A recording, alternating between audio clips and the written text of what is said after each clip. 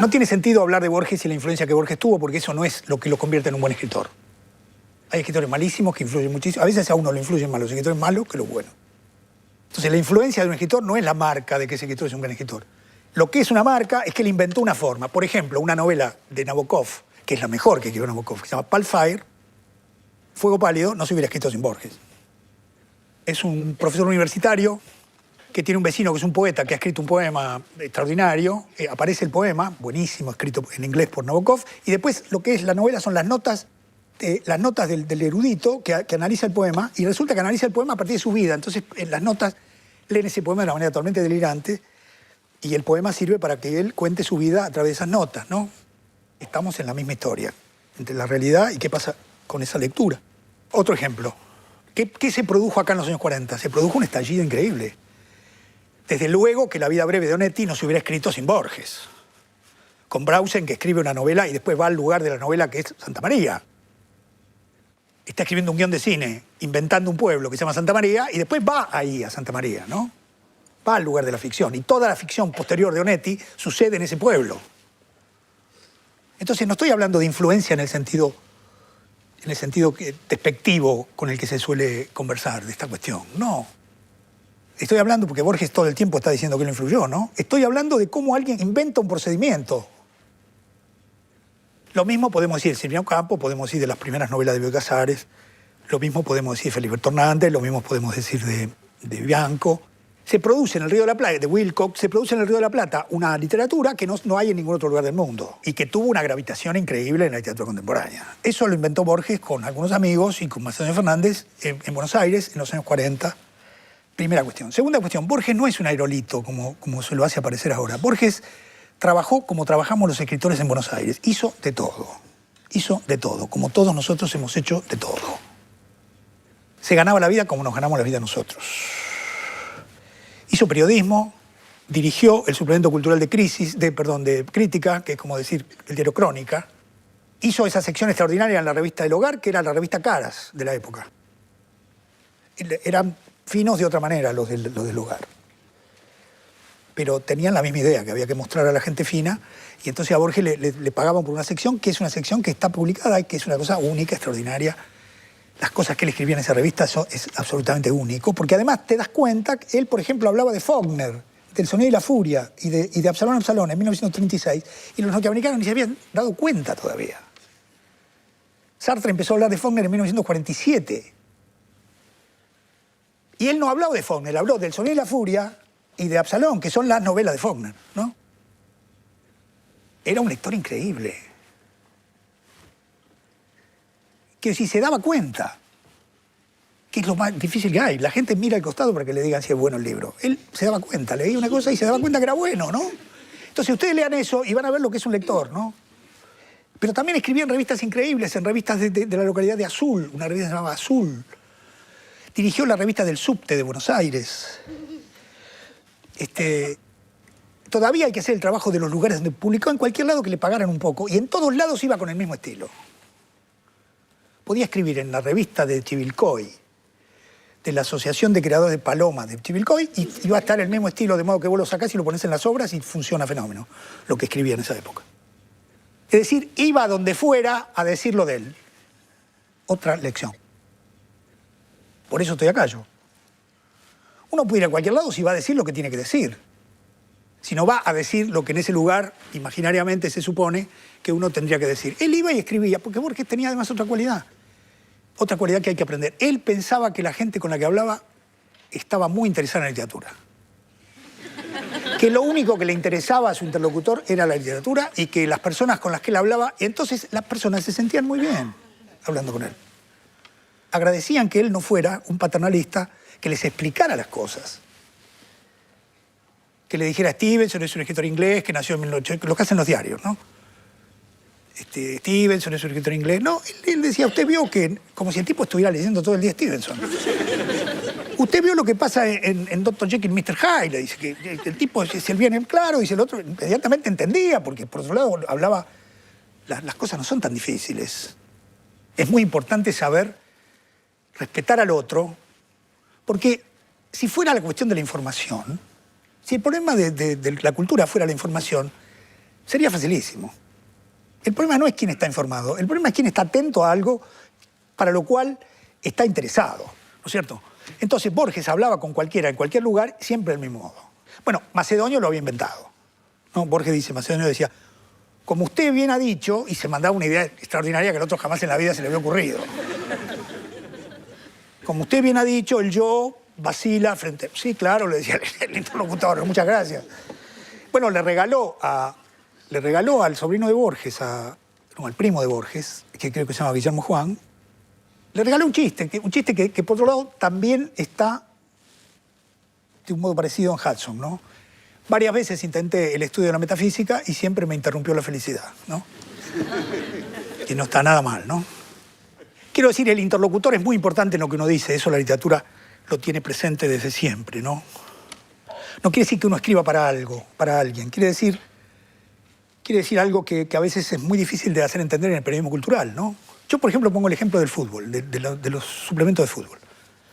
En el suplemento de fútbol, cada vez no dicen, un equipo de fútbol tiene 11 jugadores, hay un árbitro, hay que meter la pelota, no hay que tomarla con la mano la pelota, cosa que sí hacen en los suplementos culturales. Parten de la hipótesis de que lee eso, está interesado y sabe, y yo a veces no entiendo que el enganche, que si juegan, no sé, no dicen, no explican. El enganche se está terminando, es un título. Pues sí, ¿qué enganche se ha terminado, no? Y el enganche es el número 10, ¿no? Es un problema teórico importantísimo, ¿no? La verdad que es un problema teórico, porque tiene que ver con la tradición del fútbol, es una cuestión...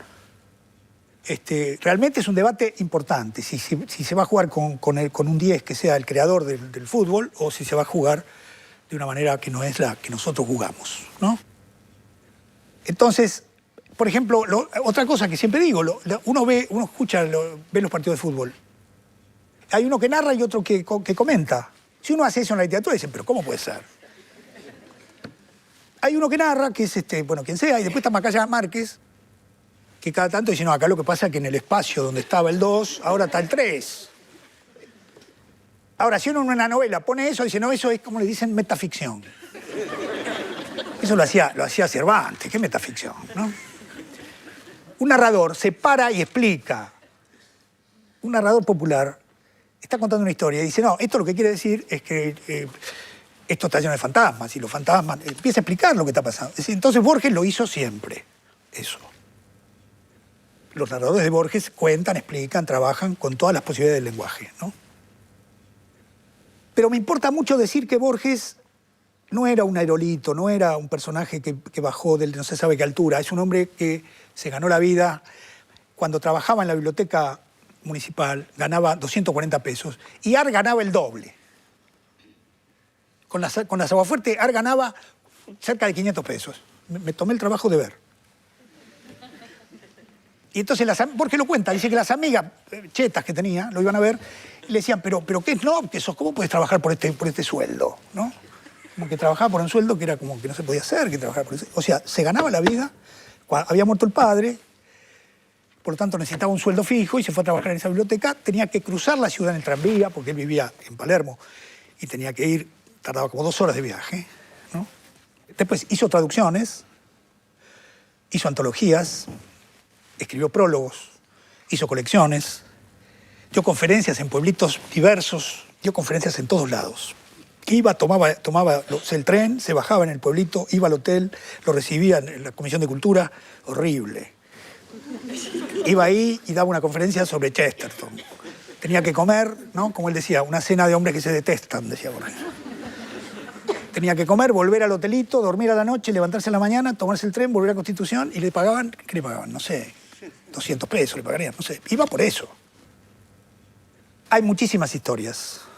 Yo tengo un amigo que estaba en San Fernando, en una plaza de San Fernando, y lo vinieron a buscar y dijeron, mirá, Borges va a dar una conferencia acá y no hay nadie, ¿no querés venir? Y él fue y tuvo la sensación que Borges le hablaba a él y lo empezó a seguir y se convirtió en un fanático de Borges, porque desde ese momento el tipo pensó que Borges le había dado en la conferencia y que él tenía que ir a toda la conferencia por las dudas de que no hubiera gente, ¿no? Pero es verdad, como les digo, ¿eh? Segunda cuestión, nunca salió de Buenos Aires. Entre 1923 y 1961 hizo todo en Buenos Aires. ¿Ustedes pueden creer que con las librerías de Buenos Aires hizo todo? Esta ciudad es extraordinaria. Ustedes, discúlpenme. Políticamente no mucho. Pero culturalmente es... ¿no? Siempre fue unitaria y ya sabemos. Pero culturalmente tiene una energía, ¿no? Que uno no puede entender, o puede entender, cómo Borges tenía esa cultura, construyó esa cultura con las librerías inglesas y francesas de Buenos Aires, y arreglándoselas, con las bibliotecas, arreglándoselas. Basta ver ese libro extraordinario que han hecho aquí, que han hecho un libro sobre el cual vamos a hablar especialmente, ¿no? A partir de los libros que él dejó aquí cuando renunció a ser director de la Biblioteca Nacional, dejó muchísimos libros. Y Laura Rosato y Germán Álvarez, que son divinos y extraordinarios, hicieron un trabajo. Primero localizaron esos libros, perdidos. Y todos los libros están anotados por Borges. Y ahí uno ve cómo leía, ¿no? Vamos a hablar de eso. Es increíble. Entonces hay libros en alemán, libros en inglés, libros en francés, biografía de Schopenhauer, libros de filosofía, libros, todo lo que alguien quiere y debe leer, lo hizo acá, ¿no? Eso a mí me parece, me emociona eso, ¿no?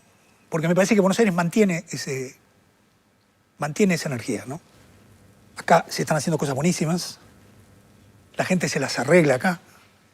Borges, es como si Borges dijera, no hace falta ir a Nueva York.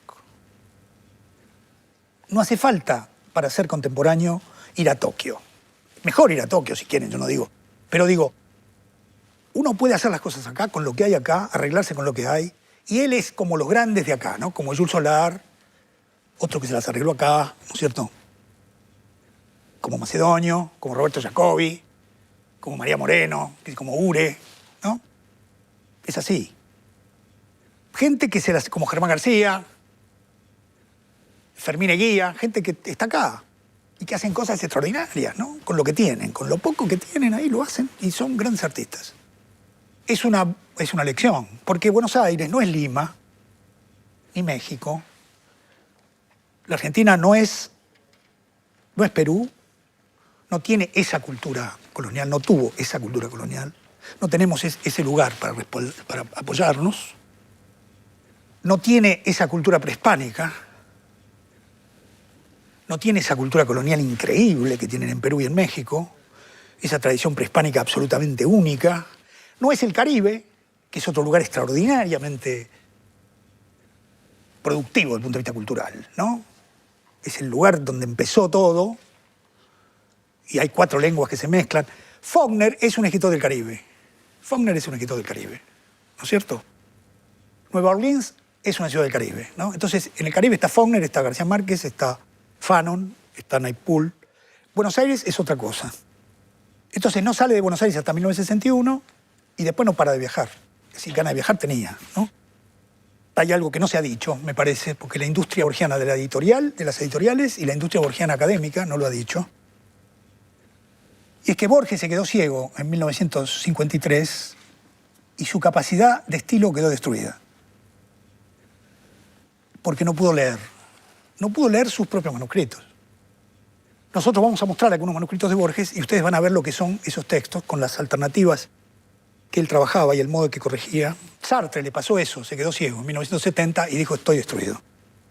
Si ustedes leen, hay una entrevista que se llama Autobiografía a los 70 años, Sartre dice, ya no sirvo para nada, ¿qué voy a hacer? Si no puedo leer lo que escribo, no puedo escribir, no sé qué hacer. Borges era un estoico, nunca se quejó. Al contrario, decía, agradezco la ironía de Dios que me dio a la vez los libros y la noche, ¿no? Y ahora estoy escribiendo mejor, decía. Ustedes leen cualquier texto de Borges de los años 60 para adelante y leen los textos anteriores y hay que ser, no sé, hay que ser un marciano para no darse cuenta de lo que es una cosa y la otra. Ahora, es muy bueno lo que él hace, porque es tan bueno que también los textos que dictó son buenísimos, pero no se puede ni siquiera imaginar la comparación de lo que son esos textos de los años 40, que son los textos que nosotros consideramos sobre lo cual hay que hablar, ¿no? Sobre lo cual hay que volver, ¿no? No es el mismo escritor, pero como tienen que publicar las obras completas, como tienen que vender como si fuera lo mismo, entonces nos dicen, no, mire, esto es una cosa, esto tiene un precio, digamos. Esto tiene un precio. Y el otro está buenísimo porque es Borges, pero no, se puede considerar lo mismo. Me refiero a los mitos que se construyen con Borges, el mito también del viejo ciego sabio, que también es un gran ícono mundial, es una cosa que nosotros vamos a tratar de evitar. Vamos a tratar de hablar de los textos, de esos textos, que son los textos que realmente marcaron. Una cosa más para terminar. Nunca fue un gran escritor, en el sentido en que Thomas Mann es un gran escritor. Siempre escribió textos breves de 10 páginas, nunca escribió un libro entero, siempre escribió libros que son conjunto de citas, conjunto de textos en un volumen, ¿no es cierto? Siempre le gustaron los escritores menores, los que eran bestsellers en su época, le gustaba Chesterton, le gustaba Wells, le gustaba Kipling, le gustaba Stevenson, que eran los escritores populares de cuando él era joven. Siempre valoró esos escritores, dijo que no le gustaba Proust, que no le gustaba Dostoyevsky, no tenía razón al decir eso. Pero estaba muy bien que lo dijera, si él creía que era mejor Chesterton que Proust. Iba a Francia y decía, ¿cómo les va? ¿Qué tal? Proust no me gusta nada. Lo primero que le decía al francés. Entonces no escribió una obra novelística y por eso no le dieron el premio Nobel. No le dieron el premio Nobel porque no es una obra para el premio Nobel. No es un novelista, ¿no? No es Gálvez, ¿no es cierto? No es Mallea, que esos escritores que vos ves. No es Aira, ¿viste? Que vos ves escritores que escriben grandes obras, muchísimas cantidad de libros. No, él es un escritor microscópico que escribe cosas. Entonces, las 2 veces que le dieron un premio, se lo dieron compartido. Le dieron el premio Formentor compartido con Beckett. Él dijo, ¿quién es Beckett? Yo me hubiera muerto de emoción, ¿no? Él dijo, ¿Beckett? ¿Quién es Beckett? Después le dieron el premio Cervantes compartido con Gerardo Diego. Y apareció Gerardo Diego y Borges le dijo, ¿usted es Gerardo o Diego? Entonces, tenía que hacer un chiste, ¿qué iba a hacer? Pensaban que no se merecía el premio él solo, tenía que compartirlo con otro. ¿Cómo le iban a dar el premio Nobel? Como si se lo hubieran dado a Kafka. Entonces, Borges y Kafka son los escritores del siglo XX. Tac. Está lo kafkiano y lo borgiano. Uno sabe lo que es eso. La crítica que tuvo Borges, cuando empezó, siempre fue muy negativa, ¿no? En el momento. Les voy a leer la declaración del jurado del Premio Nacional de 1942. Cuando Borges no recibió el Premio Nacional, el premio lo recibió un escritor llamado Acevedo Díaz, que quizá los que tienen mi edad recuerdan que había un manual de historia de él. El jurado dice, quienes se decidan a leer el libro, los cuentos de Borges, el primer libro de cuentos de Borges, hallen esa explicación en su carácter de literatura deshumanizada, de alambique, más aún, de oscuro y arbitrario juego cerebral, que ni siquiera puede compararse con las combinaciones del ajedrez, porque éstas responden a un riguroso encadenamiento y no al capricho del autor. ¿Qué tal? Si el jurado entendió que no podía ofrecer al pueblo argentino, mira qué generalización, ¿no? En esta hora del mundo, otra generalización, con el galardón del mayor reconocimiento nacional, una obra exótica y de decadencia que oscila respondiendo a ciertas desviadas tendencias de la literatura inglesa contemporánea, entre el cuento fantástico de jactanciosa erudición recóndita y la narración policial, etc., ¿no? O sea, no era un escritor oficial, ¿no?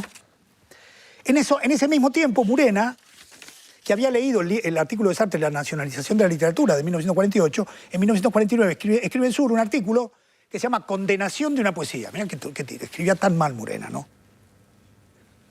La condenación de una poesía le puso. Y un brulote contra Borges, en términos de lo que después el Grupo Contorno iba a llevar adelante, que es ¿qué es la literatura nacional? Son los temas, la literatura nacional. Borges tiene otra idea de lo que es la literatura nacional. Entonces, ¿cómo Borges va a ser un escritor nacional si algunas cosas de él pasan en Babilonia, ¿no? Sábato, que los ensayos de Sábato están bien porque todos los ensayos de Sábato están escritos con el estilo de Borges, ¿no? Cualquiera de ustedes lea Uno y el Universo y Heterodoxia y verán lo que es ese estilo. Muy bien. Escribió un artículo en Sur que se llamaba Geometrización de la novela, contra Borges. Por la muerte y la brújula, que es geometría. La novela no tenía que ser geométrica, tenía que ser apasionada, pasional, que está bien que haya novelas apasionadas y pasionales, pero eso no quiere decir que haya que decirle a Borges las cosas que le decían. Después apareció el libro de Adolfo Prieto, primer libro que se escribió sobre Borges, Grupo Contorno, un brulote, que por otro lado, como pasa con Borges y también con Marx y con Nietzsche, cuando lo citan, están perdidos. Entonces, Adolfo Prieto escribe, pero de pronto cita a Borges y claro, uno dice, qué bueno que es este escritor, ¿no? Lo mismo pasa con Marx. La gente dice, Marx, qué degenerado. Y lo citan y dicen, pero lo voy a leer ya mismo, ¿no? Bueno. Y voy a terminar con algo que es realmente... Y hacemos una pausa. El gran libro, Antología de Literatura Fantástica, Borges se instala ahí en el mismo año de Tlön. ¿Quién escribe el prólogo? El inefable Bioy Casares. ¿Qué pone Bioy Casares en el prólogo? Miren. Con el acercamiento al Motassim, con Pierre Menard, autor del Quijote, Tlön Orbis Tertius, Borges ha creado un nuevo género literario que participa del ensayo y de la ficción. Son ejercicios de incesante inteligencia y de imaginación feliz, carentes de languideces, de todo elemento humano, patético o sentimental, y destinado a lectores intelectuales, estudiosos de filosofía, casi especialistas en literatura. Con un amigo así, no hace falta...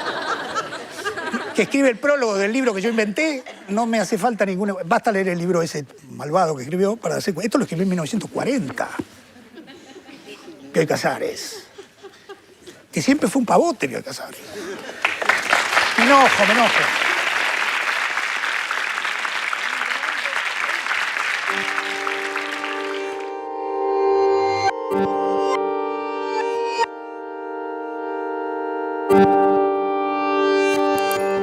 Yo que anhelé ser otro, ser un hombre, de sentencias, de libros, de dictámenes, a cielo abierto yacer entre ciénagas, pero me endiosa el pecho inexplicable, un júbilo secreto, al fin me encuentro con mi destino sudamericano.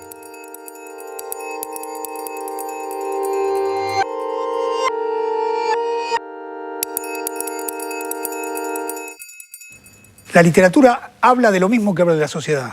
Discute los mismos problemas que la sociedad en otro registro. Y hay que ser fiel a ese otro registro. Entonces, para eso yo he intentado ya hace bastante tiempo trabajar con algunas hipótesis sobre cómo Borges se imagina su lugar en la sociedad, ¿no? Es decir, trabajar con el concepto de ideología, ¿no? Cómo todos nosotros tenemos una ilusión. La ideología es una ilusión. La ilusión de cómo imaginamos que estamos en la sociedad, quiénes somos. Después apareció Verón y de ideología pasamos a discurso, y después apareció Fukuyama y de discurso pasamos a relato. Pero nosotros volvemos a la noción de ideología, que está muy ligada a la noción de imaginario, ¿no es cierto? A la noción, a esa suerte de lugar poco incierto que el sujeto tiene cuando se define a sí mismo, ¿no? Y los escritores habitualmente respondemos de un modo implícito a una pregunta que está en la sociedad y es ¿qué hay que tener para poder escribir? La sociedad nunca lo dice explícito, pero los escritores siempre estamos respondiendo.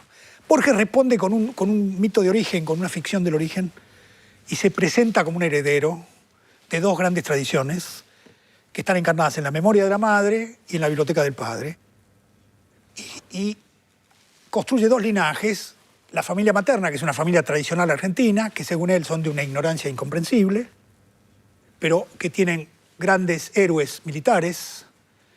Y luego la familia inglesa, que la asocia con la familia de su padre, que trae la cultura, la lectura a la biblioteca. Por lo tanto, se piensa a sí mismo como un heredero, no se piensa con las categorías del pensamiento burgués. Piensa en el linaje, en la sangre.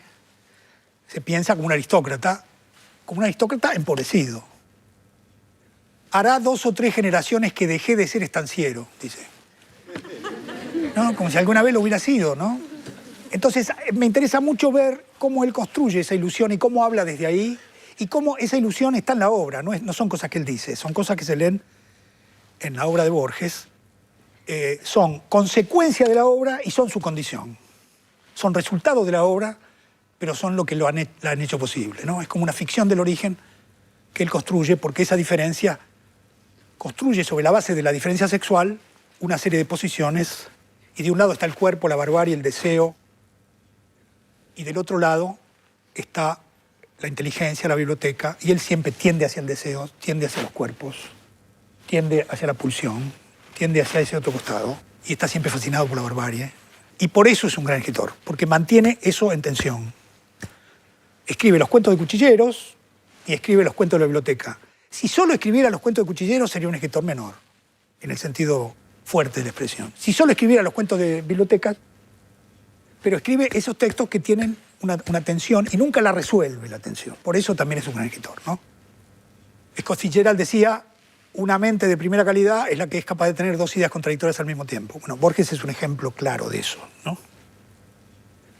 A partir de la próxima, vamos a comenzar con la serie de la memoria en Borges. La memoria y la biblioteca son dos grandes espacios ficcionales. Vamos a avanzar por ahí. Pero para terminar, en relación a la importancia de Borges, quisiera recordarles algo que todos hemos visto alguna vez, o por lo menos la gente de mi generación, que es una extraordinaria adaptación de Historia de la Eternidad, el libro de ensayos de Borges, hecha por Godard en la película Alphaville, que es una película que extraordinaria, que construye un mundo paralelo donde el tiempo se ha detenido y donde solamente existe el presente, no vive ni en el pasado, no existe el pasado ni el futuro, está en una especie de realidad que es puro presente, muy Historia de la Eternidad. Y al final hay una máquina, que es una máquina muy precaria, porque la película es de comienzos de los 60, que es la que sostiene ese universo, es muy borgiano eso. Y esa máquina dice un texto que es un texto de Borges.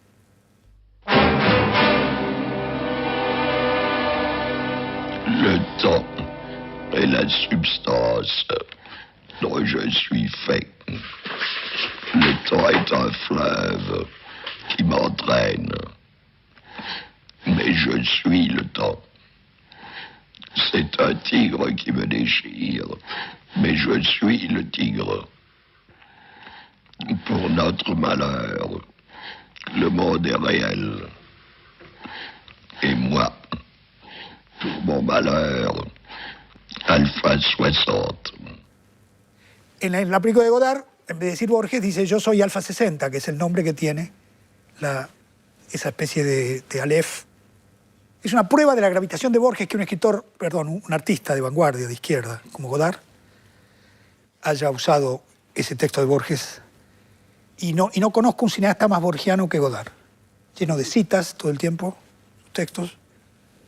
Los personajes de Godard están siempre con libros leyendo citas. Es un cineasta que trabaja con los géneros, como Borges. Godard ha hecho policiales, ha hecho ciencia ficción. Entonces, me parece que si tuviéramos que poner un ejemplo de la gravitación de Borges, quizá el mejor ejemplo sería esta película, que ha influido mucho en Invasión, la película de Hugo Santiago, que es muy buena, y tiene mucho del mundo borgiano, van a ver, y al mismo tiempo debemos empezar a pensar a Godard también, maoísta, sabemos, en esa época, un hombre de vanguardia, un gran artista, debemos pensarlo como alguien que sintió la gravitación de Borges, de los grandes textos de Borges, de los grandes años, ¿no? Y que haya elegido Historia de la Eternidad para hacer un film es una prueba del genio de Godard y de la presencia irónica de Borges, ¿no?